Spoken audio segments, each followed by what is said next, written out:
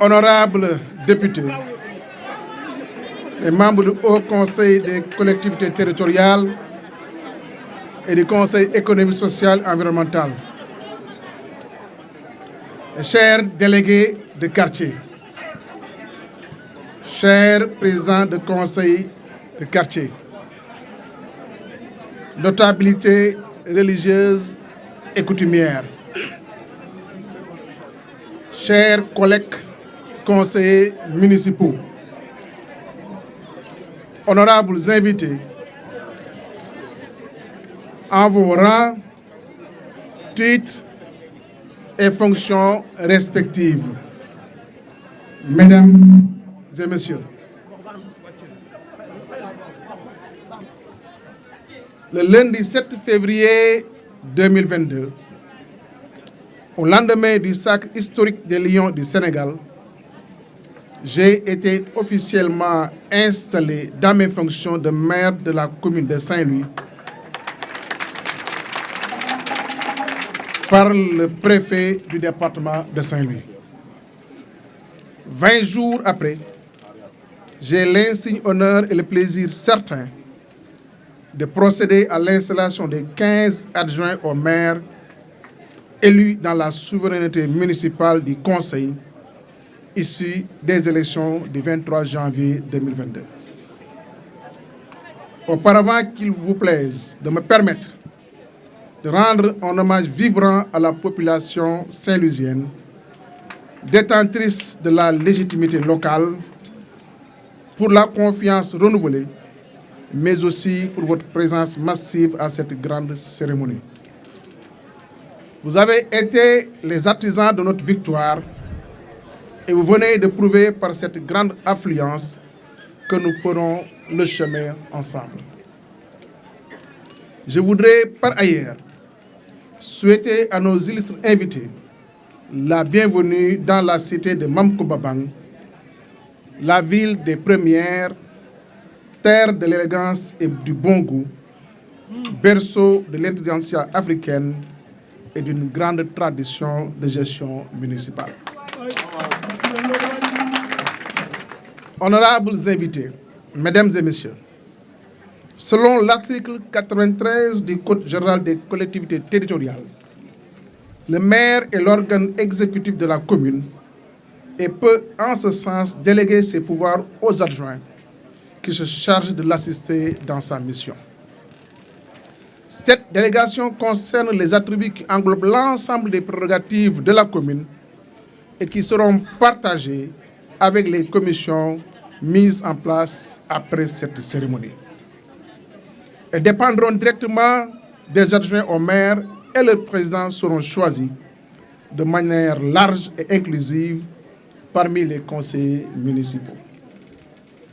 Cependant, la responsabilité des adjoints et des présidents de commission n'entame en rien le rôle du reste du conseil municipal, dont les membres demeurent des élus qui devront jouir de leurs pleines prérogatives de conseillers municipaux, dont les missions englobent toutes les compétences de la collectivité territoriale. Cela traduit l'idée que la mission qui nous attend concerne tous les élus et il urge, après ces moments républicains, de mise en place d'une équipe unie et diversifiée, d'entamer le travail pour lequel nous avons été élus. Mesdames et messieurs, chers collègues, le travail qui nous attend, je le répète encore, doit être inclusif, collégial et largement partagé. J'en appelle au sens de la responsabilité des uns et des autres afin de faire de ce conseil un creuset de débats fructueux et de choc des idées. Les populations attendent le meilleur de nous afin de faire jaillir la lumière dans toutes les délibérations qui accompagneront nos prochaines réalisations. Après les élections ayant mis en compétition plusieurs listes, les unes aussi méritantes que les autres, l'heure est à l'unité et à la cohésion afin de concrétiser l'espoir des Domundara de voir leur cité poursuivre de manière irréversible sa marche vers l'émergence.